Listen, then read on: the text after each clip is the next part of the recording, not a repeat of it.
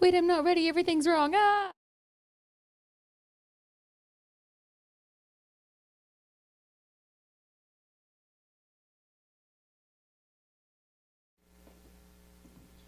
Brown chicka brown wow. Yeah. Howdy ho, howdy hey, and welcome to the hottest show in Plano, Texas, Misinformed, with yours truly, Missy Lou. I'm so glad that it's Friday. It might be rainy and gloomy outside, but it's sunshine today. We've got someone very interesting that's going to educate us for National Women's Day. I'd like to just swing it over and let her do her introduction and tell you who she is, what she represents, and then we're going to get into one of the scariest things since the boogeyman. Ooh. Yeah, thanks, Missy and Mike, for having me this morning. My name is Dr. Amber. I'm a doctor of physical therapy and a menopause coaching specialist. So I help women who are pre and perimenopausal and menopausal crush their fitness and nutrition and lifestyle goals through fun exercise and nutrition. So glad to be here. Well, we are so excited to have you. And, you know, there's a lot of misconception when it comes to menopause. And I'm a 38-year-old woman on the brink. You know, that's probably going to be a journey that's not too far away from me. And I don't really understand anything about it. So I'm just happy to have you here to kind of give me some pointers and educate me on what I can expect and maybe some tips on how I can transition into it and not be a complete wreck like my mother. I love you, Mom. I don't know F about this topic. And let's educate, Yeah. you know, men too. Yes, For sure. I am Mike with Red Zone Mortgage Group. Hello. I am not a woman, but I am here to listen, learn, and take notes on this beautiful International Women's Day. So please, we're happy to have you here. Yeah. Yeah. Absolutely. There is a lot of misinformation out there, and there are a lot of men and women that believe certain things to be true that are just not. But the average age for menopause, or the median age, is 52. Okay. So like the average age for a woman to experience menopause is 45 to 55, in that age range. Oh, that makes me sweat thinking about Yeah, it. It's coming. you feel It's that hot knocking on flush the coming door. on. But you can even start experiencing symptoms 10 years prior to that. So you back that 45 up to 35. So that's why I say I help 35 plus year old women. Yeah, my gynecologist, you know, you go in as a woman, we go in for our annual, and she was telling me to, you know, anticipate premenopausal symptoms at this stage in my life. And I'm thinking, what? Is that where the term geriatric pregnancy comes from? Oh, my gosh. Geriatric pregnancy. Tell me more about this geriatric pregnancy. So my wife and my wife is a doctor of chiropractic. Shout outs to Angel Young and love you, babe. Woo woo. We just had our baby about a year ago via home. Thank you. Our home birth, and basically she was told that past a certain age, I believe it's 35, which now makes sense, that you are considered to have a geriatric pregnancy, even though she's not like of a geriatric age, but it's just like a terminology that was told to us. They considered me a geriatric pregnancy too. I have my son will be 2 in April, and I told you I was 38. And they also said that mine was a geriatric pregnancy. I was not braced for that kind of terminology, and I cussed them. And then I immediately, I was very hormonal, and so I cussed that I had to apologize afterwards. Get the hell out of here. I'm not going to tell you what I said, but it wasn't nice. It was awful, and we moved past it together. They're used to loose cannons in there. For sure. Yeah. No, yeah. I mean, so a woman's hormones steadily decline at a certain age. So men, they keep their hormones until they're much older in life, like we're talking 60, 70. But for women, that starts declining, the estrogen and the progesterone. So those hormones start declining, and then that's what brings on these perimenopausal symptoms. And so it does make it more challenging to become pregnant. And also another reason why it's considered a geriatric pregnancy is because, and did you know, because most men don't know this, that a woman is born with all of the eggs that she will ever have in her life. So when you're inside your mother's womb, you have all the eggs in you that you will ever get. You do not make a new egg every month.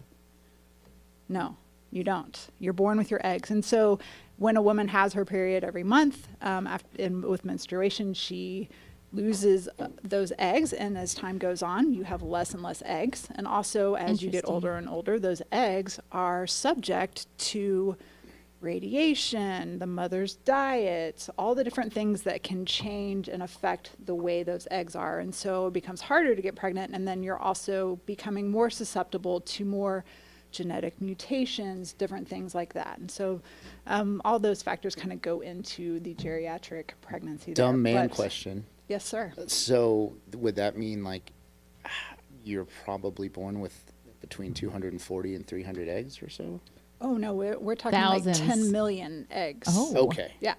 So it's not your body is expelling it, right? And so our friend over there, the Anonymous. yes, We have an anonymous listener. likes the egg to be fertile one day. You're actually like there's so many chances to get pregnant because there are so many eggs that are being released from those ovaries at okay. once. So, but yeah, so there that happens. But yeah, as that estrogen starts to decline, that's when you can start to get those symptoms. But what's been frustrating historically with women, and there's back in 2002, the Women's Health Initiative released a study, and essentially what this study claimed is that hormone replacement therapy increased the risk for breast cancer, increased the risk for heart disease, increased the risk for stroke and blood clots. Interesting. And so what you saw happen is women everywhere were taking off of their hormone replacement therapy.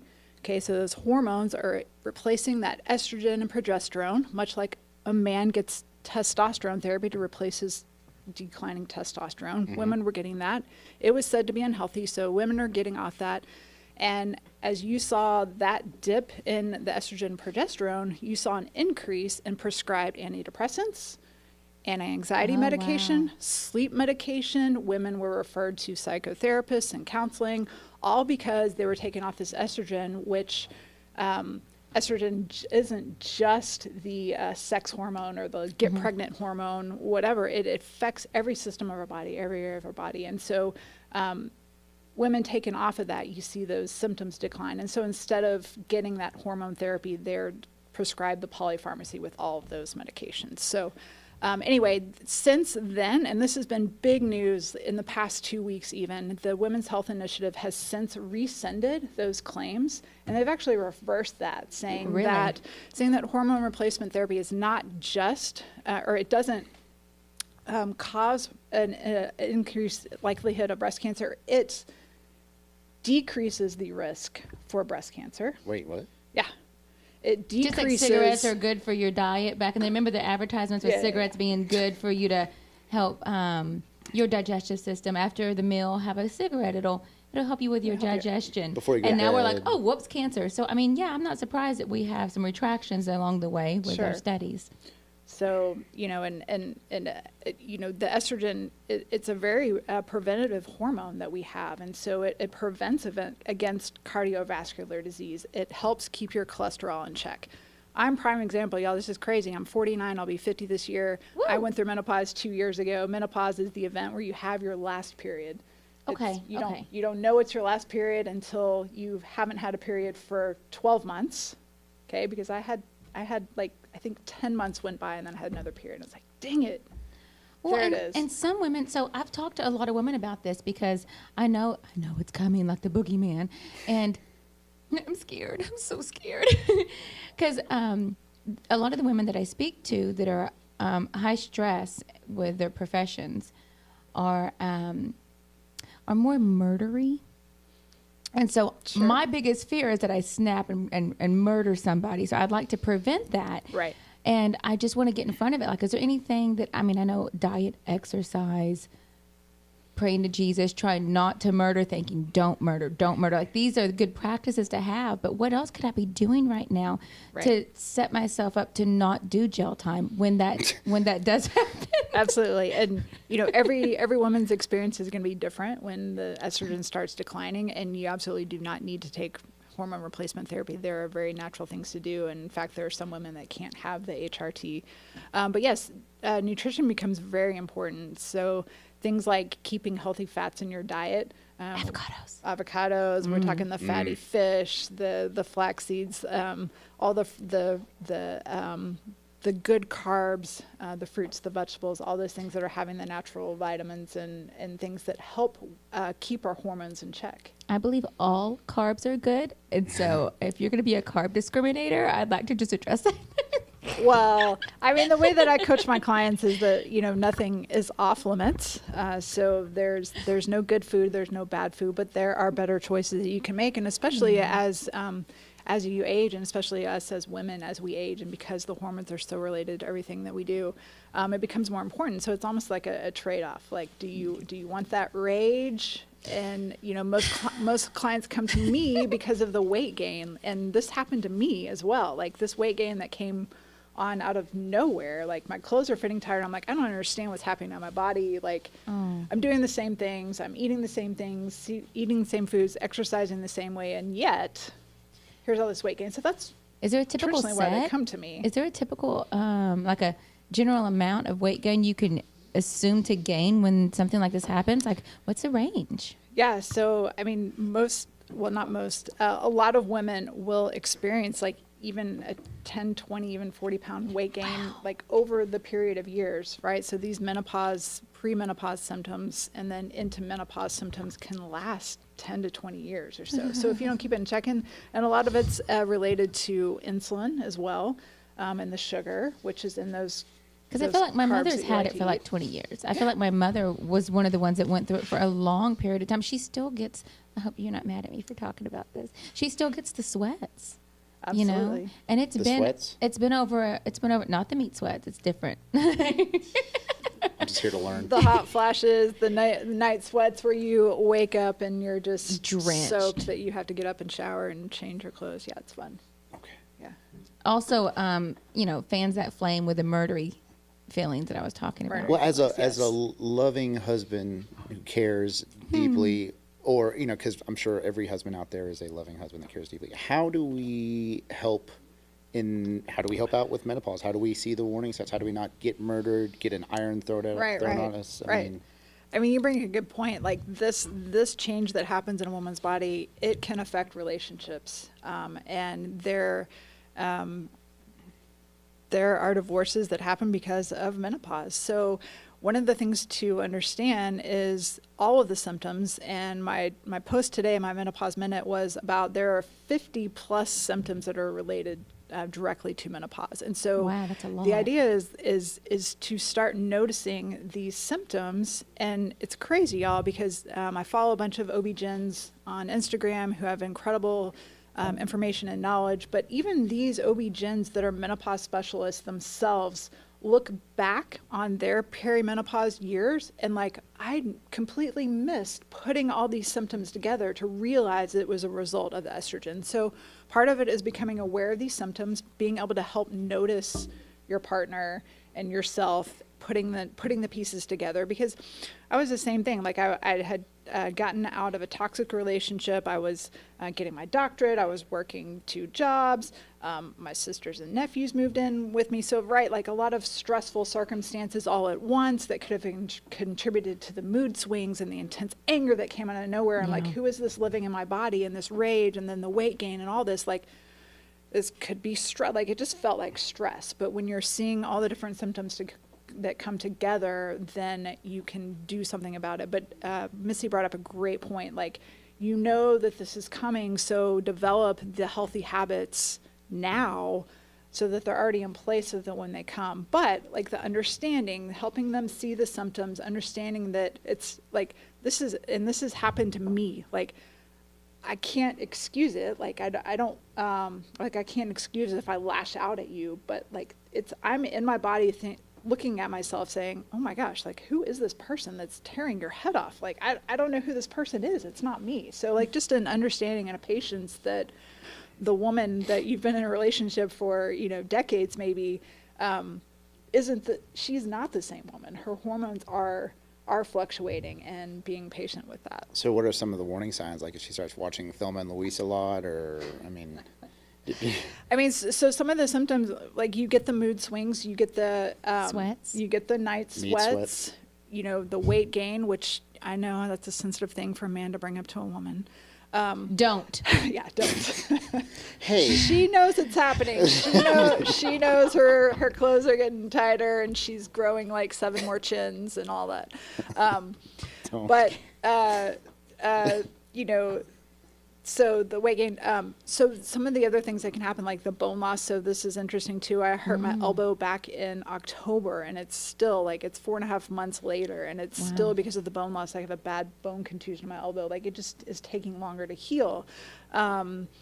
There's extreme fatigue that's related. Like you're just so tired.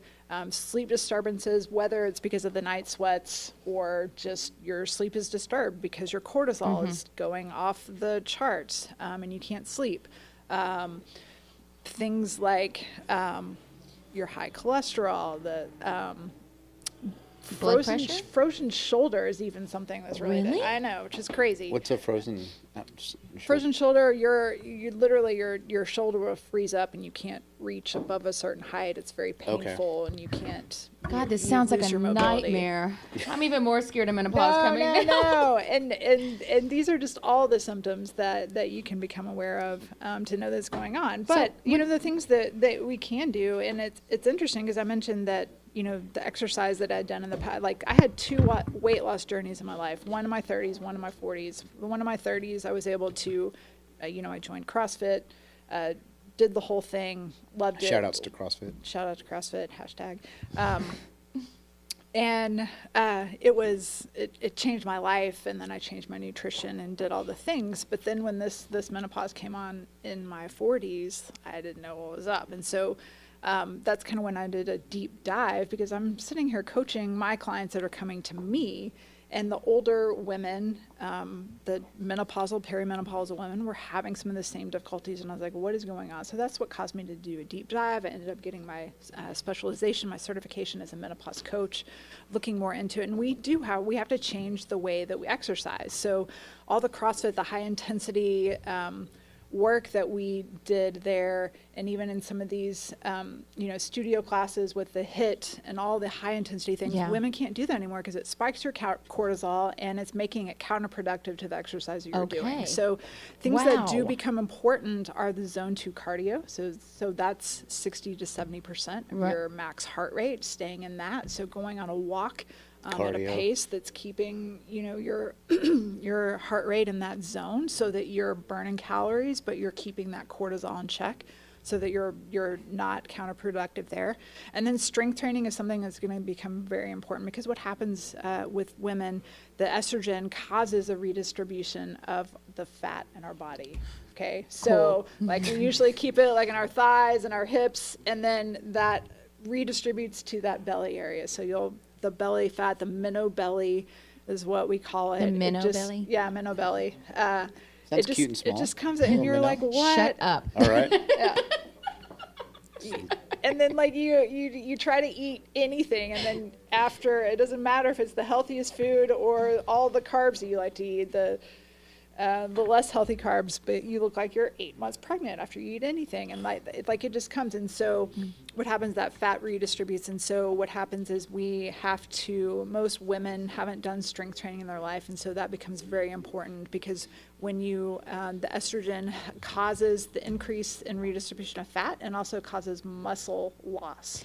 So you have to build that muscle. So strength training becomes important, and not just like those pink and purple cute little light dumbbells, but like the heavy dumbbells. Like grab those 15, 20, 25 pound dumbbells off the rack and use those for strength training and things like that to help with that muscle Do you loss. recommend things like yoga and Pilates for strength training too, for somebody who's getting the bone loss and things of that nature? Absolutely. Weight bearing activity is going to be very important.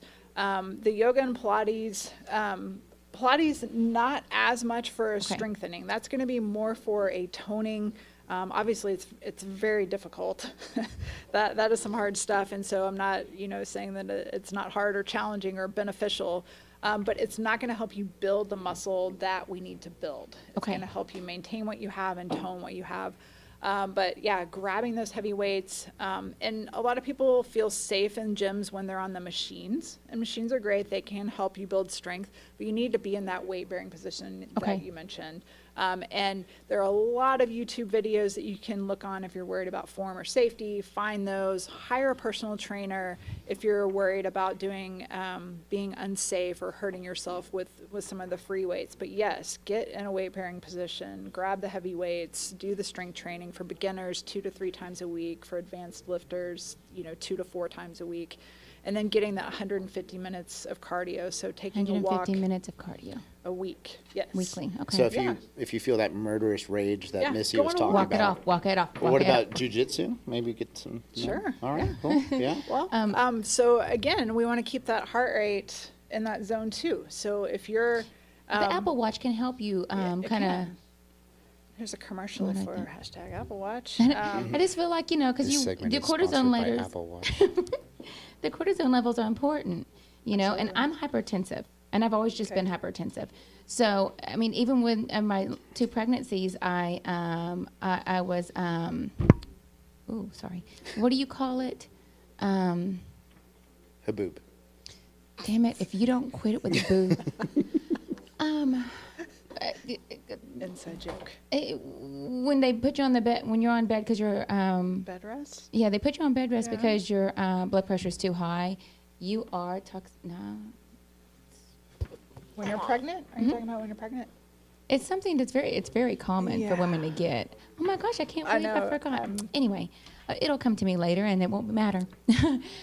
But because I forgot what I was even saying. Now I'm just mad I can't remember that word. Okay, high blood pressure. Preeclampsia. Oh, okay, there we go. So I had preeclampsia on both, and so I used to run. I did cross country. I know I keep hitting the mic too. I did cross country for most of my young years, and now I find myself just running my mouth more than I'm running my legs, and I think that that's affected, my blood pressure, and that's why it's higher.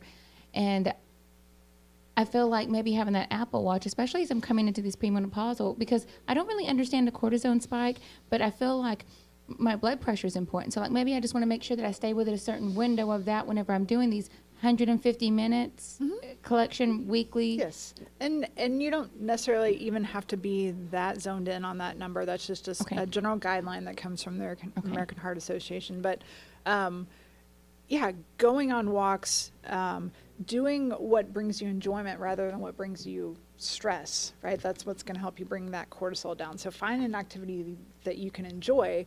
Go hiking, go on a walk. I don't know, maybe that's on a treadmill. Maybe you're just on a stationary bike. Yeah. Something that's keeping your heart rate in that zone is going to be helpful. I'd like to share a secret with both of you that I have kind of buried. And in light of National Women's Day, I'd like to share it because this is an exercise that I did that I found to be very empowering and very it connected me with other women in a way that I found to be very therapeutic and kind of like formed a sisterhood. I know that sounds wild and you're thinking, what in the hell is she talking about?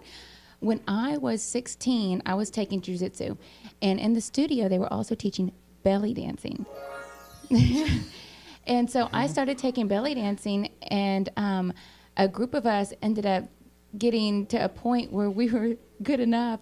We started performing, and we performed at restaurants and were hired for events. And I actually started teaching belly dancing. When I very first moved to the DFW area, I was actually a belly dance instructor in Denison at the gym. Wow. So, and I haven't done it since. I actually have enough of the belts and the corn bras and the outfit, the circle skirts, I even sewed a lot of my own costumes. I have enough to suit up a troop, that's what you call a group of us, of 12 women. And so I'm kind of thinking like it would be, and it was so therapeutic and it's so fun. And there's a mirror that you dance in, so you get to watch yourself and kind of work your, work your angle, and you got that core strengthened. And the music was fun, and then the girls, being in sync with each other. It was just a lot of fun. And I kind of want to get back into it. And I'm wondering if anybody has a gym. So tune in for our next segment. I'm thinking about. Don't invite me back for that. I cannot demo. But here's the deal. I don't want to perform. My biggest problem when we performed and things like that, anytime I tried to talk about it, people mistook it for things that were a little bit more tongue-in-cheek. Provocative. Yeah, and that's not something that I was trying to achieve at the time. I am kind of a conservative person, and so I just digressed and stopped doing it altogether because people kept affiliated with stripping, and I just, one of my processors, one of my favorite processors. Shout outs to Jeannie, but her name is Jeannie. That's perfect for a belly dancer. And she was in her mid to late 40s when she was our processor, and that was her every day after work. She would go. It is so fun. And she was so cool with it, and it was so freeing for her. I mean, she would bring pictures. She would show pictures at work. I mean, she wouldn't do it at work, but she would talk about it so openly, and she would lead classes as well. I can't. She just loved it. I cannot stress enough how fun it was. And so now, as I'm getting into that angle, I mean, that as I'm guiding into menopause, I feel like maybe that's something I want to pick back up. And I'm wondering if there's a gym out there to let me just grab a group of girls and go in there and just have fun and see if I can remember how to make my hips swing and, just show some stuff and just have some fun for free. That's what I want to do. Next I'd like Friday. to set that up for the summer sometime and just see. So if you're a gym and you want to give us your mirrors for like an hour, that'd be cool. Well, I train clients out of 2 of the Plano rec centers, and they'll have group rooms that have a dance bar and mirrors and things like that are open there's open public use for those. There's I just also really want the doors classes. locked. Doors locked. Well, I don't want anybody to see. I get that. Yeah. But no, yeah, find something that you enjoy doing. Pickleball's a huge thing. Gosh, too. pickleballs. Yeah. And there's a girl at that BNI group, and she can make customized pickleball. Jill, I think, maybe. Yeah, and they're so cool. I was like, man, that is such a great idea for a closing gift on a house if they're near a pickleball court, because it's such a thing. It's such a hot commodity right now. We're seeing a Yes, lot yes. of my wife is seeing a big uptick in pickleball injuries as Really? a sports chiropractor. So, yeah, So what are they hurting? Yeah, what? Their ego, their ankles, their calves. They're just pulling things left and right. It's my best friend included is now in a boot. I don't know if he necessarily needs to be in a boot if he would to see a chiropractor. However, that is what just occurred to him last week. So, yeah, it's beware of pickleball. You might find yourself Sure. in a pickle. Moo. Yes. That's a pun. And that's the deal. Okay, I'm sorry. I I have a question, another dumb man question. So, if does contraceptives, does child support?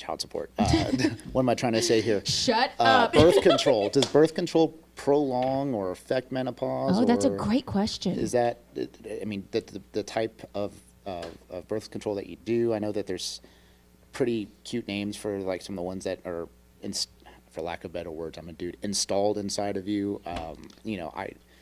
That's my dumb question.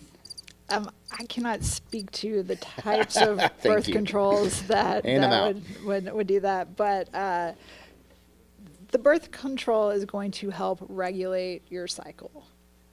Okay. Mm-hmm. And so one of the hallmarks or the hallmark of entering into perimenopause and menopause is when your cycle becomes irregular. Like I was a 27, 28 day, not even on birth control, regular person until it was like hit or miss. I might miss a month here or there. So Okay, so you knew that it was coming on when that happened. Or you suspected. when my periods became irregular, I was like, okay, here it is.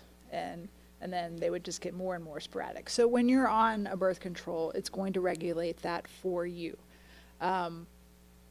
You won't have that symptom to be able to guide where you are in the perimenopause process. Okay. If that makes sense. So then looking for those other symptoms and being aware of those is helpful. I will say from what I know as a woman, I'm a woman in case anybody was questioning, what I have learned through my journey with birth control is like I don't take birth control. I don't want to be on birth control just because I feel like it can negatively impact me and the risks are too high. So I just kind of let Jesus take the wheel. I had taken, so they had the patch, and I tried that, and it was too much. I was deathly sick. I mean, just so nauseous, miserable in the floor until I removed it. And that was like within 24 hours of me having it on. And I also had, what do you call the bar, the thing? What is this? Do you know what I'm talking about? Is that my dumb question where you install it inside of you? Yes, okay. yeah. No, I can't remember it what it's had called. like the flora, like Yes, look at you knowing stuff. Wow. Look boom. Can I get a point? Thank you. so Big time. I had that too, and for anybody out there listening, like that can cause some major discomfort too. And I don't mean to be so forthcoming, but I mean we're talking about the human body. That can be very uncomfortable with intercourse too, because they have these two wires at the bottom of it, and if they're too long, or if you have a short vagina, a short wall, I don't know what the terminology is, but I mean it can be painful for your partner. So I mean those are things. Yes, that- it can. No, see, those are things that you should be mindful of too. But I've also had issues with my my attitude whenever I was taking the pills. I found myself having more of mood swings and also weight gain whenever I was on contraceptives. So I feel like for my hormones to be regulated and for my weight gain to be in control, that it was best for me not to be on it. I just feel like there could be so many more risks to contraceptives that we don't even know. You know what I mean? I'm not saying, I'm not against, I believe it's everybody's journey and you should do whatever you feel is right. It's just me personally, I struggled with it, and I felt like every time I tried anything, there was always problems, and so I just tried to steer clear of it. as much Hashtag as pray and possible. pull. Yeah, I mean, a woman goes through a lot just trying to, make sure that we're making smart decisions and taking care of our body appropriately. And you get through all that, and then it's like menopause, like son of a gun, because it can be something that's very scary. But if you listen to like the symptoms that she's talking about, you can kind of brace yourself for impact. So my next question is, when I start to notice these symptoms, and I go to my gynecologist or my doctor, like, who do I go to whenever I hit menopause? Do I just go to a doctor? Is it okay to go to my gynecologist? What do you recommend? Go to you? Yes. So this is where this conversation is starting to be talked about more and more. And we are a new generation. So the generation before us Don't talk about it. Don't talk about Yeah, it. I'm sure there's people out there that's like, oh my gosh, I can't believe we're talking about Yeah. this right now. How inappropriate. Yeah, there's it's something that every woman goes through. You just have to put up with it. You have to suffer in silence, right? So we're coming out of that. And then we also had that study where women were taken off the hormones because they were unsafe and all that. Plus, you have OB-GYNs that were classically medically trained, and 80+% of their education, even in residencies as those specialists, are geared toward women who are pregnant, trying to get pregnant, trying to not get pregnant. Okay, so the menopausal woman is ignored, so that training is not there. Awesome. So when I had my symptoms, when my periods were irregular, when I was having some depression, was having the mood swings, was having the weight gain, and I go to my doctor and tell my GP and my OB-GYN, they're like, "Oh no, you're too young." So this is in my mid 40s. Which, right, 45 to 55, like, it's not within the normal range. Yeah. And so basically they're saying, come back to me when, you still have your period, is basically come back to me when you don't have your period anymore, essentially, is what they told me. So that's kind of what we're coming out of. So I am actually on a search for a menopause doctor here in the Metroplex that I can go to that will help with that. Create a support group with that person. Yes. Get all these listeners that are listening. Absolutely. Yeah, education is so important with this, because our parents don't talk about it, and our parents' dang sure don't talk about it. So we really, the average person who maybe wasn't in the medical field or didn't do any kind of research, we're absolutely clueless. Right. So what I have found in the meantime is there are online medical providers who are menopause specialists that you can talk to about the symptoms you're having. They're not necessarily going to put you on hormone replacement therapy if that's not what you want, but they're going to be able to guide you and direct you because they're menopause specialists. There is the Menopause Society that has a list of providers as well in different cities that you can go to for a provider.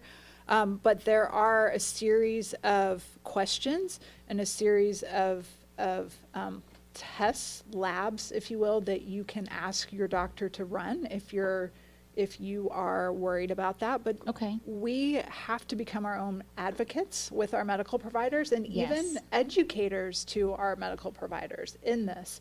And so I found that that has become, you know, just part of my charge is to be an educator, get that information out there, help women know how to advocate for themselves with their medical providers. And then as we're, you know, the doctors that I follow online, like they're becoming more and more women that are kind of ditching, for lack of a better term, ditching their OB-GYN traditional careers to become menopause Wow. specialists to advocate for women's health, primarily because they've been through it themselves and understood what a lack of information is out there. So it is coming to the forefront. I'm excited to be part of it.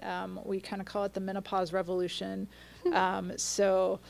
Yes, I can provide you with some things to ask your doctor, but I love another it. good thing is to start tracking your symptoms if you're worried about it, Okay. and see if it's related to your cycle, making sure you're tracking your cycles for sure. And when they become irregular, then, you know, it's probably Not good. getting to be that time. Yeah. So, but just keeping track of those symptoms and seeing if there's patterns to it, and then providing those symptoms to your doctor, knowing how to talk to them so that they don't ignore your symptoms and or try to give you the polypharmacy, right? Like, oh, I'm experiencing depression. Okay, well, here's your script for your antidepressant. Oh, well, I've got this anxiety now. Okay, well, here's whatever. And, oh, I'm having trouble sleeping. Okay, well, here's Ambien. So it's like you have all these symptoms And that those could cause- be managed by the estrogen. And a lot of the medication that they're giving you has its own side effects that come on. Now you're going to be Exactly. dealing with things. I mean, my first thought with that many pills is going to be constipation, you know. But I mean, that's just the tip of the iceberg. There's so many different things that could, you know, challenge you Absolutely. whenever you're taking those medications. So I mean, I always want to try to lean into the holistic approach. And, you know, diet and exercise, start there. But, I mean, you never know. But Blueberries. I have, Blueberries. I wish it was yes. that easy. Anti-inflammatory, great fiber. I have a burning question, though. I have a burning question. Yes, come on. Is there a way to bypass the system? Like if I am starting to be premenopausal, can I just have like the ablation on the tubes, or like I have a hysterectomy? Like is that something that could bypass the system? That sounds painful. I would, Is that crazy? I would talk to your medical provider for that. I am not a medical doctor. I'm a doctor of physical therapy, so I do not know how to answer that question. But I mean, But so your hormones is what's driving everything. Right. So one of the things that your estrogen starts declining because you don't have, your body doesn't need to be ready to receive a pregnancy. So as we don't have any more eggs to release? how did you say it? Release from, I don't know. Release the Kraken. That is not. Shut up. Yeah, Well, fair. It's yeah. fair. So I don't know if that would be a reason that somebody would do that kind of surgery, but that would definitely be a question for your medical provider. Well, you know, like with the cars, sometimes you want to, what do you call it, where you make it to where you can go faster in a car, you bypass something, I'm not a car girl. I wish my brother was here. Sometimes, Add nitrous. sometimes with vehicles you can, or like with a phone, like let's say you have an AT&T, Supercharge? you have an AT&T phone and you want to switch it to T-Mobile, so you unlock it, like you just bypass some of the stuff. Like I'm trying to bypass. You're trying to unlock Yeah. menopause. Yeah. I'm gonna bypass it. I'm interested to hear what, but I mean, I'm sure that's a terrible idea. You know, a hysterectomy shouldn't be done unless you absolutely need. I'm sure, you know what I mean, because then you have to take. Maybe okay, like so weekly. speaking Your of body that- doesn't produce those hormones. You have to take the hormones. So check right? this out. So, like I talk to women everywhere, like, you know, everywhere, and they all have some kind of like crazy story. And sorry, this is going to be like a dumb man story. I'm here for it. They're my okay. favorite story. Your favorite stories, I know. Just yell at me to shut up. So she you know, had a new boyfriend, and you know, they were starting to become intimate, and he's like, well, do you want me to, you know, wear a condom? And this is like a 60-year-old woman, right? And she's like, oh, no, that's Not necessary. not a problem. And he's like, oh, when did you have your hysterectomy? And she's like, wait, what? No. He's like, well, don't, like, after a certain age, like when you do that, you just, every woman gets her gets her uterus removed. She has a hysterectomy. And She's nobody like- knows anything about this. She's like, no. Let's have that guy on the no, show. Like, no, not Poor fella.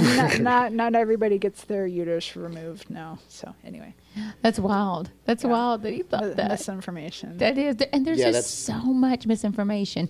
But you know, it's just you can be as smart as you want to be. It's all about having that quest for knowledge and continuing to grow.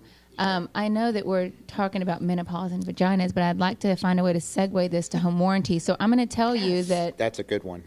Let's see, I can do it. Yes, you can. I'm going to tell you that I'd like for us to just take a pause and consider educating ourselves more, not just with menopause, but with things that can just help us be better in life. And something else that's a hard journey, similar to menopause, is the home buying process. And a lot of times we want to consult with leaders in the industry or leaders in the profession so that they can help guide us through the process. Like you would talk to a doctor for your menopause, you should talk to a home warranty company to make sure that your property is in prime position whenever you're getting ready to sell, or whenever you get a new home, just to give you that peace of mind.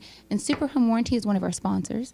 And so I just wanted to make sure that everybody's aware that Super can help you with any home warranty needs. We cover 35 states, and you can text me directly to get information on it, or you can go to www.hellosuper.com to find out more about how they can assist you. It's not just a home warranty company that can help you. There's other people out there that you need. Just like whenever you're going through menopause, sometimes just going to your primary physician may not be the best. You might want to find someone that's like a coach that can help you through that process, or maybe actually adding in the gynecologist so that you can talk. Same thing. You want to not just have a home warranty company, you're also going to need to have a good insurance company. And we love Goosehead here at Misinformed Texas. Goosehead Insurance is one of the best, and I actually loved them before I ever stepped into the real estate community, because I just found the best deals there. But whenever you work with people like Joey Bertrand, I knew I was going to say it wrong. Bertrand and his team, you're insured top quality service, and they get you the very best rates. And I know the insurance has gotten really high this year, and a lot of people are really stressed out about it. And I pray to Jesus we don't have any more hell, because I feel like it's only going to get worse if we get more hell. But his team truly cares, and they will absolutely dig in deep and make sure that they get you the best possible deal, because they care. They're not robots. They have families. They want the best for their family, and they want the best for you and your family. So consider them for any insurance, and please consider Super for your home warranty. Got it, guys? that was impressive. Yes. That was a very impressive. Bertrand. I do not have any analogies for menopause and red zone mortgage, but I'm going to keep it simple. If you need a house, or if you want to buy an investment property, if you're a first-time home buyer, if you're looking to refinance and take some cash out, if you're trying to acquire more properties or build your real estate empire, we are the team to come and talk to. We are the Chiefs. We are the Patriots. You want to deal with winners, and we will help you get across the finish line. And that's all I got to say about that. Well, and just to piggyback on you, the reason this gentleman is sitting in this chair isn't because he dresses so savvy. He is my preferred lender. I am a realtor, and he is my preferred lender, and he has made some enormous home runs on some very hairy deals. I've had clients that were self-employed, and when you're self-employed, you can find yourself in more challenges to get through the process.